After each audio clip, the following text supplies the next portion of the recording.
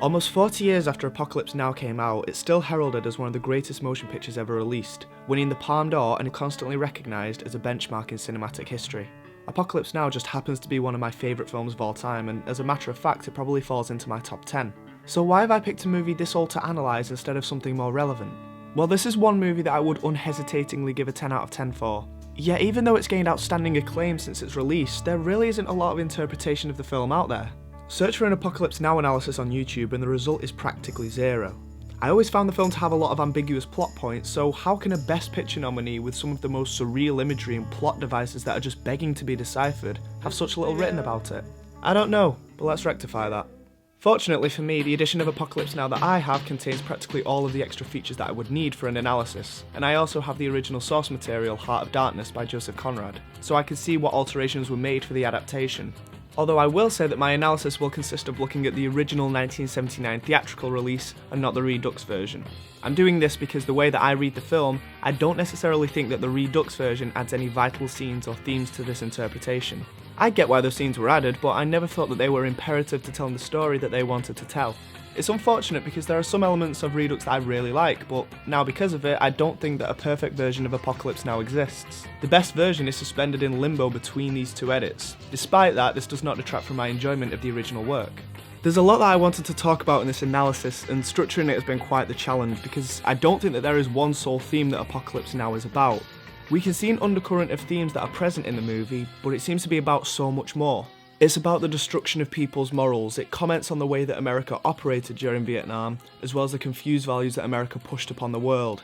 It's about war, it's about people. So I think the best way to begin this analysis is outline the main foundation for what it is that I'm looking at in Apocalypse Now.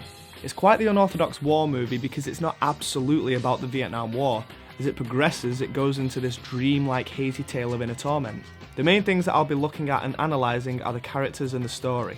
What's really going on in Apocalypse Now? Because a story with this much ambiguity will need some clarification for what exactly it is that I personally read from it. We've got a lot to get through, so let me summarise my main interpretation of this film. The basic narrative of Apocalypse Now is the story of Captain Willard travelling up the Nung River to assassinate the rogue Colonel Kurtz. The majority of time spent with our characters is spent travelling up this river, and the main interpretation of this in both Apocalypse Now and the original novel is that it's a metaphor for descent into madness. Sure, this is definitely a vital element that I too see in Apocalypse Now, however I don't think that it's in fact the central theme of the story, although it is crucial to understanding the film. I think a more appropriate description of the river is that it's a reflection of the character's inner journey, showing us the indoctrination of evil. And the journey shows us that the way this is achieved is through the movie's main theme, dehumanization. There are 3 major stops along the river, and each stop represents a step in planting a new type of evil to the characters, as well as furthering the dehumanization that the war has brought. The first stop is with Lieutenant Colonel Kilgore. This step demonstrates the love of war, and the dehumanization is of the enemy. Stop number 2 is the USO show at How Fat, where we see the loss of morality, as well as the dehumanization of the innocent. The final stop before Kurtz is Do Lung Bridge, showing us madness. In other words, the dehumanization of oneself. Each of these points are completely consumed by that step's byproduct of evil. You can either let yourself be consumed by evil, or you can carry on and see where it takes you. This is the most symbolic aspect of our characters travelling upstream. Now there are only 2 characters who at the start of the film have completely experienced all tiers of dehumanization without being completely consumed by its byproducts, and that is Kurtz and Willard. We will look deeper into Willard and see that he certainly possesses traces of a war addiction, lack of good morals and a degree of insanity, but not to the point where he has been completely overwhelmed by these traits as the characters we meet along the way are. And the same can be said of Kurtz. You see, Kurtz and Willard are 2 sides of the same coin. They both share a common ground in that they have experienced all the planes of evil and completely dehumanized all facets of humanity. Because of this, they harbour the exact same ideas as one another, but more importantly, hold the same evil. This leads us to the symbolic underlying story of Apocalypse Now. Willard is travelling to meet Kurtz because they are the only people that have dehumanized the enemy, the innocent, and themselves without succumbing to madness.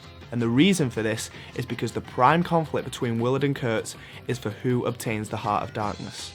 I'm aware that that's a lot to take in and accept right now, so allow me to adapt on all of this, and then I'll offer some examples that work with this interpretation.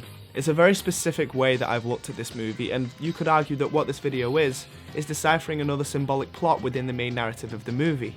You may disagree with everything that I have to say, but this is simply my reading of the film, because I think there is more to Apocalypse Now than most people think. It's just a case of reading between the lines. So let's begin this analysis by looking at how dehumanization and evil take its course. As stated, the first stop that the boat makes shows us the first stage of evil, the love of war. This is the longest segment of the film aside from the ending, and thus will be the longest part of this analysis. Our characters pull up on the shore, and what a first impression this must have been for PBR Street Gang. Their escorts were supposed to have been 30 miles upstream, but they just couldn't help themselves from wreaking havoc upon a new area. Immediately, this is a clear indicator to the action-hunting men that we are about to encounter. Their love of war seems evident from the get-go. 1st to the 9th was an old cavalry division, and had cashed in its horses for choppers and gone terrassing around Nam looking for the shit. They'd given Charlie a few surprises in their time here. What they were mopping up now hadn't even happened yet an hour ago. It's here that we meet the commanding officer and key character of this portion of the film, Bill Kilgore. Right away, the name alone is an obvious combination of the words kill and gore, and an indication towards his character's sinful tendencies. The name isn't a fluke either. In John Milius's original script, the character's name was Colonel Carnage, but Coppola changed this as he deemed it too on the nose. Kilgore is the flamboyant commander who has been utterly consumed by the love of war after his dehumanization of the enemy.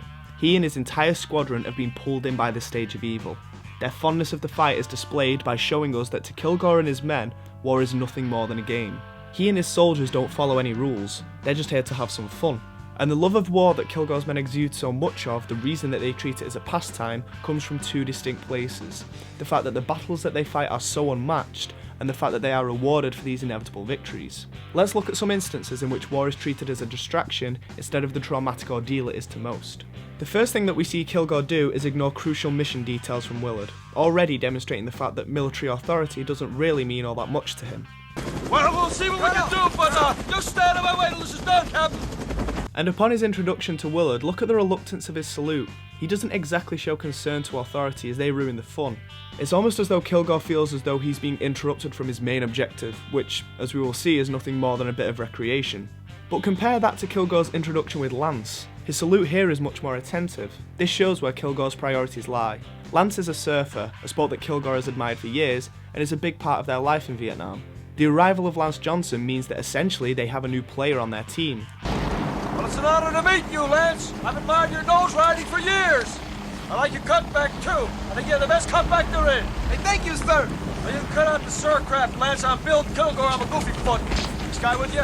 Kilgore is especially vigilant when it comes to Lance because he improves the quality of their leisure time, the most important thing to Kilgore.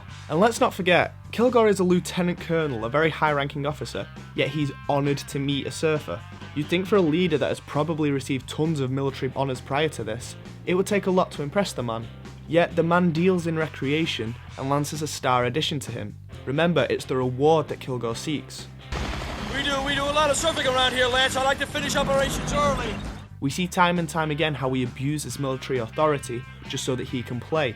Not too many decorated colonels would appreciate the notion of being known as the guy who flies surfboards in, but to Kilgore, that's what war is. Look at the scene and how he once again disregards any military regulation as well as the safety of his men in order to go surfing, even further highlighting the idea of war as a game. It's really hairy in there, sir. That's where we lost McDonald. They shot the hell out of us there. That's Charlie's point. We may not be able to get the boat in. The draft at the mouth of that river may be too shallow. He's told numerous times about the dangers at the drop-off point, but as soon as he hears it could be a good surf point... Now we'll pick your boat up and put it down like a baby right where you want it. This is the first of the night. Air calves, son. Air mobile. Does the war even matter to this man? After Willard introduces himself, Kilgore proceeds to walk amongst the dead and deal out death cards. Again, the comparisons to fun diversions can't be ignored here. This image of Kilgore throwing cards on the corpses appears awfully similar to a casino dealer dealing out to the players, thus furthering the idea that Kilgore's perception of war is nothing but a game. His love of war has blinded him so much that he sees no negative sides to the idea of it, and he can't comprehend the consequences that war will bring. This shot shows that it's players against the house, but he is unable to see the repercussions for when the players lose because, as always, the house has the advantage. It's a subtle visual hint of the ease in which he is able to command victories on the battlefield, which we will see more evidence of. So how is it that a character like Kilgore can get so much gratification from war and live with his actions? Well, it's because to Kilgore, war can only lead to good things. It's a very valiant and noble concept in his eyes. The justification for his actions is that he has convinced himself that he's doing it for the good of the world. Whilst he unenthusiastically escorts the civilians, in the background we hear a voice. We are here to extend a welcome hand to those of you who would like to return to the arms of the South Vietnamese government. This voice seems as though it's in the mind of Kilgore himself. It's very faint, but it's just loud enough that Kilgore could hear it, as though he's forcing a reason upon all this mayhem. Without that, how could they live with their actions? At this first stop, we do in fact see signs of the soldiers assisting the locals. We see Red Cross helicopters, evacuation vehicles, and medics helping with injuries. This leads me to infer that at this stage, although Kilgore's men have removed any shred of humanity from the enemy, they still understand the plight of the innocent. Yet it's their war-hungry nature that has blinded them, because let's not forget that they were the cause of all this in the first place. Kilgore and his men convince themselves that they are these great protectors, when in fact they're predators. The first thing that Willard sees when he steps off the boat is a tank decorated as a shark ploughing into a straw house, a perfect visual metaphor for the kind of battles that Kilgore finds himself in. Kilgore isn't in a fight, he's in a massacre. His battalion loves war because they get to save the world, or so they think, but primarily they get to have a party while doing so. They don't carry out their missions because of any moral responsibility, but because of the reward at the end. Every act of violence that we see here is rewarded with a treat, whether it's a beach party, surfing, or other awards. Right, what a shot! Outstanding, red team, outstanding. Get you a case of beer for that. This almost Pavlovian conditioning is a way of Kilgore instilling his philosophy on his men.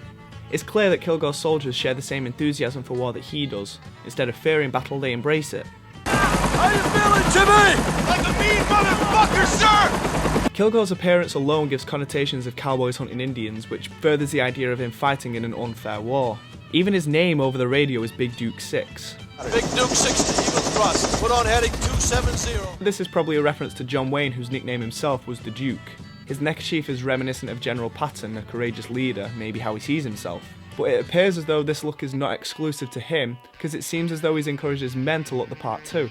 We see that not only do they have ironic phrases painted onto their helmets like Love Machine, and we've already seen their vehicles decorated with intimidating designs, but they even go as far as to wear the same coloured neckerchief that Kilgore wears. This seems to be a visual indicator that Kilgore's philosophy has been imprinted on his troops. It's almost like boys emulating a fatherly figure.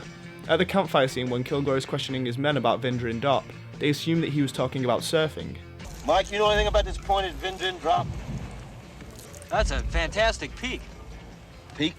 They disregard the needs of the military just as much as he does. They think practically identical to him because they've all had the same experience of war, which is easily winning battles so that they are showered with gifts and praise. So what is this great philosophy that they share? Well, as we said, the symbolism in Apocalypse Now is about the indoctrination of evil. As previously mentioned, here we're looking at the dehumanization of the enemy. Possibly the most obvious way that this is displayed is through the use of racial slurs when referring to the Vietnamese. Damn group names all sound the same. Scares the hell out of the slopes. This idea is very busy. I'm gonna get that dink bitch. We didn't find one of them, not one stinking dink body. Charlie, don't surf! This slight distancing of oneself removes the human aspect from the enemy and allows Kilgore and his men to treat them as such. During the flight of the Valkyrie sequence, we see Kilgore's perception of a triumphant cavalry marching heroically to defeat the evil, when we see the stark reality. That love of war once again displays Kilgore's lack of judgment to the Vietnamese when determining who the real enemies are by automatically assuming that they are inherently evil. Fucking savages. And what an appropriate choice to use Ride of the Valkyries. A Valkyrie is a mythological creature who decides who lives and dies in battle, and that's exactly what Kilgore does. These men aren't heroes, they're obsessed with winning, and that single cut showing the contrast between both factions demonstrates once more how uneven this fighting really is. This mismatch was one of the reasons why Kilgore loves war, because he's never experienced a defeat. The closest he comes is at Vindrin Drop. His men actually seem nervous. So how does he counteract this? He uses the napalm strike. Kilgore will get a win by any means necessary, and burning the enemy in their homes would ensure this. This scene demonstrates perfectly how outmatched the Vietnamese were to Kilgore. The napalm strike is a good signifier to how Kilgore's mind works, because we realise now that he cares nothing for the Vietnamese. There are no reservations as to how they must be defeated. Some would regard the use of napalm to be inhumane, but that would only prove that Kilgore has dehumanised the enemy. This lack of any empathy and dehumanization is demonstrated in Kilgore's final speech. He talks about a previous instance of using a napalm strike, and whereas some men may feel remorse for having murdered many people in such a brutal fashion, he sees it in a very simple way. His obsession with winning overwhelms his moral compass. With his back turned to the aftermath, it shows he has become desensitized to the violence against the enemy.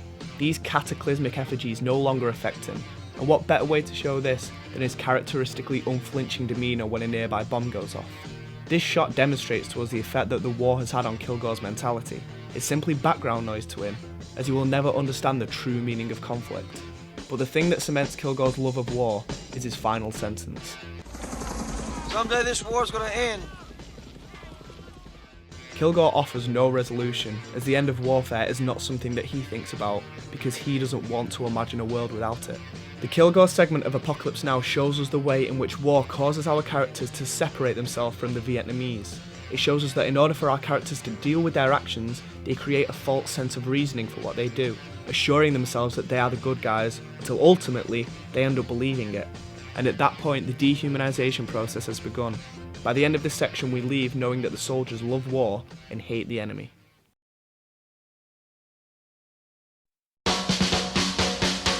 The second major stop that PBR Street Gang make is an army station during the middle of an entertainment show for the troops. The dehumanization and evil here seems more easily recognisable, as this is the point where we see the soldiers begin to turn on one another. Up to this point, the soldiers that we've encountered share no solidarity with the enemy, but at least there was a fellowship with their brothers in arms. But it's at How Fat that begins to die away. Wait, How Fat? Really? I found out that How Fat isn't actually a real place, although when you say it out loud it sounds like the English phrase How Fat. The sign at the dock telling the boat crew where they are is right next to a depot filled with materialistic goods, including an array of bikes that some of the members admire. Yo man, check out the bikes, man. Suzuki, yeah, that's a good one. Why would a station troop need a motorcycle? Well, because it's at this stage we see that a soldier dehumanizes everyone aside from himself. He becomes very selfish and loses any compassion for anyone else. They called this place How Fat because it could be a connotation to the self-centered nature of the troops, as in how greedy have they become. The crew take a little time off to enjoy the entertainment, so once more we see things from the eyes of Willard. It's also worth noting that the soldiers here still share the distaste for the enemy that was demonstrated in the previous section with Kilgore. We see a row of Vietnamese prisoners, including children, behind a chain fence watching the absurdity of the show in front of them. The soldiers' backs are turned to them, much how we saw the priest have his back turned to the atrocities in the previous portion of the movie. And another visual symbol worth noting seems to be the chemical barrels and children. In this lateral panning shot of the prisoners, we see chemical barrels in front of the children, the same chemical barrel that a child was sat on when Willard and the crew first arrived to meet Kilgore. This may possibly be a symbol of the long-lasting effect that American imperialism will have on the future of Vietnam. We can see that the dehumanization of the enemy has carried on from the previous section, and I'll be comfortable in saying that the soldiers' love of war has continued too. They're still just as boisterous as they were, and they're being told that what they're doing is for the good of the world. But back with the crew, everything starts off as one would expect, but as the USO show goes along, fights break out in the crowd and we see soldiers clamour over one another to get to the Playboy bunnies. It's at this point we realise that the soldiers have lost all empathy with everyone but themselves. This was the second step of dehumanization, dehumanizing the innocent. It's here where the soldiers demonstrate a lack of any sort of camaraderie to anyone at the show. And the people at the show are symbols to embody different types of innocence. The man introducing the show is a representation of the general public, the civilians, everyone that is back at home. He acts as a spokesman for the US, thanking the soldiers for their valour, and addresses every single faction of the army. Hello all you paratroopers out there! And the Marines! And the sailors! We want to let you know that we're proud of you because we know how tough and how hard it's been! He can also be seen as a representative for the president, as the way he leaves the show is very similar to the famous Richard Nixon victory image. The bunnies, on the other hand, represent their idols and their heroes. We see them plastered all over the walls around the USO show, and the soldiers treat them with the same fanatic craze as any person obsessed with their icons. We see the men holding up their centerfolds pleading for autographs. Clean blows a kiss to them, and there's a sign of someone saying "Hi Sandra," attempting to get her attention. So here, the Playboy affiliates illustrate the group of people that the soldiers aim to protect and are looked upon by them as inspirational figures, as well as those that they are enamoured with. This group represents all those people not involved with the war, the everyday civilian, but the soldiers put them all at risk. Yet not only are the soldiers so quick to put them in danger, but they do so at the risk of other soldiers too. It's showing us the soldiers' lack of thought for anyone but themselves, that they would be willing to put anyone at risk if it means that they get instant gratification, however that may be. Say what you want about Kilgore and the way he and his men operated, but I couldn't see his men doing this. They may have lost touch with the enemy, but at least they thought they were helping the world and did so by looking out for one another. The soldiers that have reached this point can now only humanise themselves. They are now the only thing that they care about. There's much more symbolism and things to analyse in the scene which we'll come back to, but as of right now it seems clear that this gradual dehumanising process is becoming more and more evident within the film.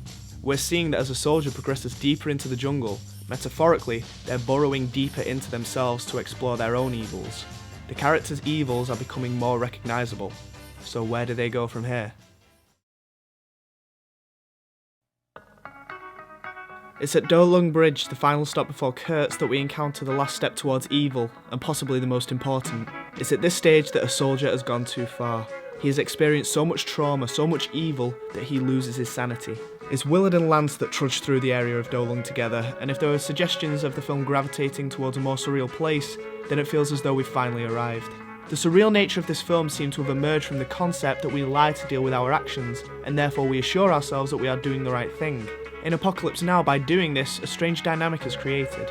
The soldiers pretend as though nothing is different, and so we have soldiers surfing during battle and soldiers clinging to an escaping helicopter. But everything about Do Lung is off kilter. Nothing here makes sense. As soon as we arrive, we're greeted with soldiers behaving nothing like the soldiers that we've seen before.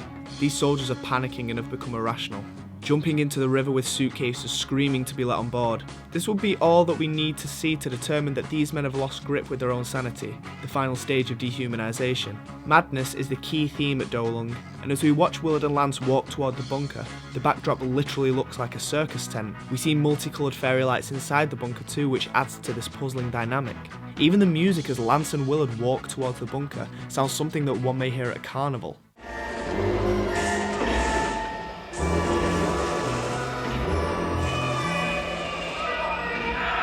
I think all of this is an indication to the unclear workings of the soldiers' minds at this point. By showing an extreme juxtaposition between what's going on around them with what they should be doing, it's causing the instability in their mind. This is exemplified as we know that just before this, Lance dropped acid. Hey, you know that last tab of acid I was saving? Yeah. I dropped it. You dropped acid? Far out. We see him on top of the bunker taking in his environment as an almost spiritual experience. This shot is demonstrating that Lance's hallucinogenic trip is being projected externally. Everything we see in the scene seems to amplify the surreal nature because we've arrived at a setting whose whole purpose is to show that we've lost purpose. This territory is just as insane as Lance's, and perhaps the suggestion here is that the conditions are what's causing the soldiers to lose their minds. And if we need any evidence that these surroundings do in fact affect the troops' mental state, all you have to do is look at the people that are stationed in this area. Willard and Lance arrive at the bridge to be greeted with the vacant stares of four men that seem completely unfazed that two strangers are moving through their bunker. There's the manic reactions of the machine gunner and the obedience and ambiguity of Roach. The soldiers here seem to be trapped in some sort of trance. An indicator of this is the Jimi Hendrix music played in the background, an artist whose music was heavily inspired and linked with the psychedelic.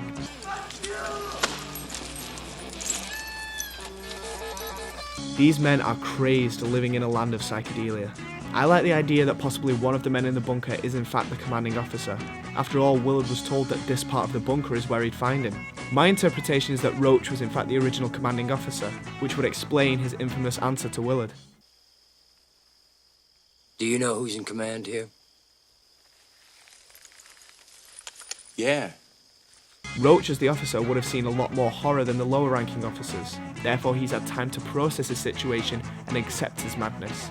But the insanity that has sunk into all the troops has led to this dehumanization of all humanity.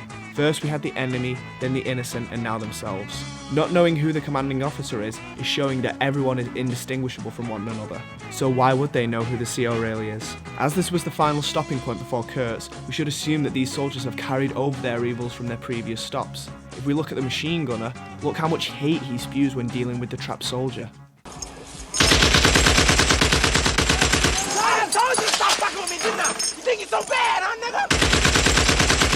Compare that to Kilgore, who dehumanized his enemies. In the scene where we see him encounter the soldier that's on the brink of death, he offers him water.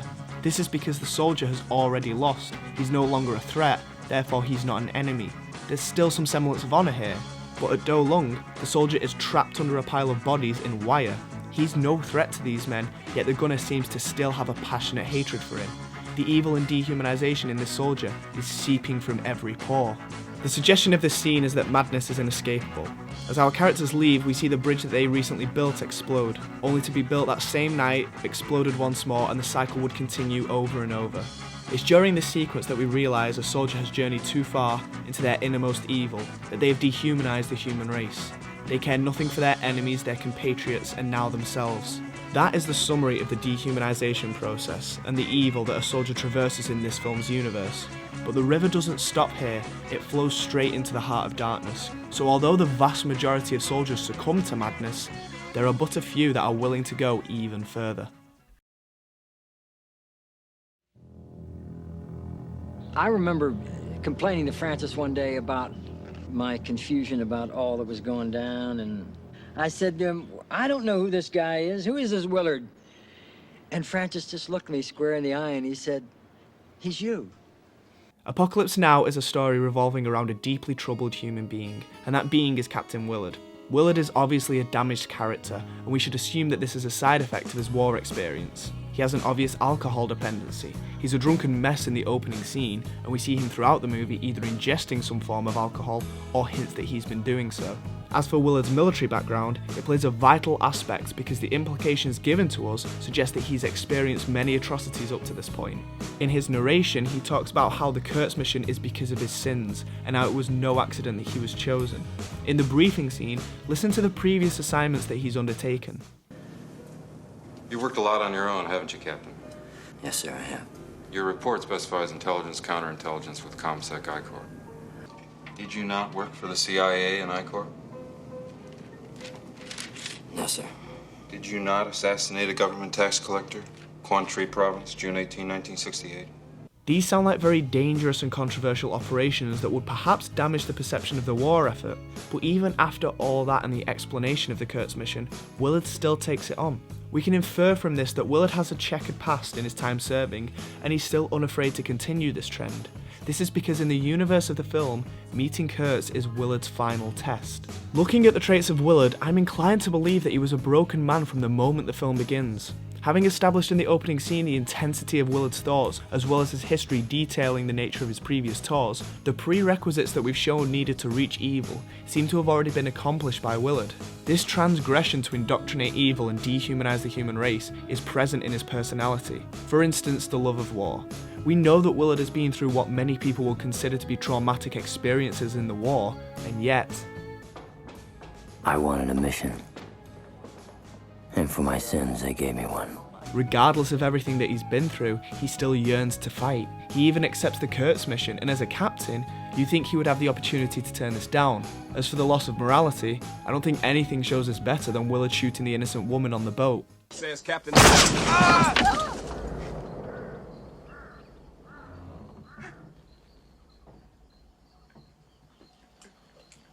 It even comes at a time when the rest of the crew are attempting to help her because they know they can, but Willard takes matters into his own hands. And when it comes to Willard's mental state, just look at the opening scene again. We get glimpses into his mind, and there are indicators of severe cases of paranoia. He's the kind of man that jolts awake unnecessarily and sleeps with a gun next to him. There's a lot of discussion about breaking points in the film, essentially how much someone can take, but it's not hard to believe that Willard is far beyond this point. Take a look at the scene where Willard is given his mission detail. Bear in mind this is before Willard is sent up the river, ultimately before he encounters any of the evil that we as an audience see. Here, General Corman discusses how much a man can take mentally. Good does not always triumph. Sometimes the dark side overcomes what Lincoln called the better angels of our nature. Every man has got a breaking point. You and I have them. He discusses breaking points, and yet the camera lingers on Willard at this specific point. It's not like the scene is played out with long shots of Willard prior to this. Is the film trying to suggest that Willard is in fact an example of a man beyond his breaking point? I think it's safe to say that Willard has traversed all the stages of evil, and if that's the case, we can assume that he's also gone through the dehumanization process. He's dehumanized all of humanity to the point where he shares no empathy or solidarity with anyone. Throughout the film, Willard makes no attempt to improve his perception amongst others because he simply doesn't care about people at all, especially what they think. He constantly ostracizes himself from groups or is framed in a very lonely manner. At every stop, Willard is shown in some way to disassociate himself with the group. At the beach party with Kilgore, every person is framed with at least one other person, except for Willard. While everyone surrounds themselves with friends, he surrounds himself with his own vessel of comfort. At the USO show, Street Gang get in the crowd with the other soldiers joining in the festivities, but Willard, once again, is off on his own, bottle in hand. And at Dolong Bridge, Willard wanted to inspect on his own, if not for Lance saying that he'd join him. Somebody go with him. Yeah, I'll go. I want to go. Even on the boat, Willard buries his head in Kurtz's dossier, his examination all taking place tucked away in his quarters away from the rest of the crew. There even comes a point in the movie where Willard is about to leave Chef and Lance to continue his mission on his own. No, wait, we'll go together. On the boat. We'll go with you. We'll go up there, but on the boat. Okay? Why is Willard so desperate to separate himself from the group? Well, let's take a quick look at another element of Willard's personality before we divulge into the purpose of this. I'm sure this will all make sense eventually. See, not only does Willard's dehumanization cause Willard to isolate himself, but it's also desensitized him to all acts of horror. Willard is a very stoic character because of this disconnect with humanity that he's developed over the course of his time in Vietnam. He's unaffected by any violence he encounters. He goes along with Kilgore's mayhem without batting an eyelid, and when the USO show gets out of hand, he's nothing more than a bystander. Willard is an overall very passive character, and I think this is demonstrated very well in the helicopter assault. Compare the shot showing the men's emotional states just from their faces. Excitement, fear, anxiety. Nothing. This war has zero effect on this man anymore. You see, Martin Sheen's emotionless performance didn't arise by sheer chance. For the first week of filming, Sheen wasn't the lead role, Harvey Keitel was. But Coppola changed his decision as he wanted an actor that, to quote, observed. He wanted someone that forced the audience to look at something instead of at the actor. So why is this important? What relevancy did these attributes of Willard have, and what information does Willard's dehumanization process attain? Well, in my opinion, this understanding of Willard is integral to explaining why he does what he does. It's the entire purpose of the story, and it also emphasizes some key scenes that solidify this interpretation. Because as I said, I think that Willard's task is not to assassinate a madman, it's a test to see if he is worthy of the heart of darkness. This may seem a tad confusing, but hear me out. I think it's about time I explain.